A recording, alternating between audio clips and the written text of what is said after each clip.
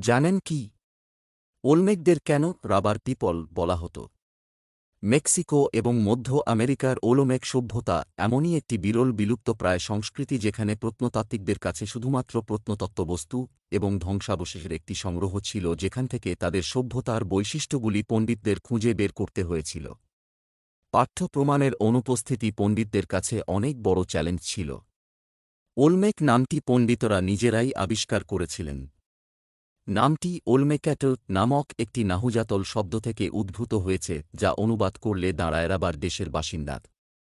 Mexico উপসাগরের আশেপাশের গ্রীষ্মমণ্ডলীয় নিম্নভূমি যেখানে ওলমেক প্রত্নতত্ত্ববস্তু পাওয়া গেছে তা রাবার গাছ এবং ল্যাটেক্স আহরণের একটি প্রাচীন অনুশীলনের জন্য পরিচিত ছিল।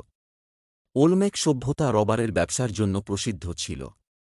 এই কারণেই তারা রাবার পিপল নামে পরিচিত ছিল।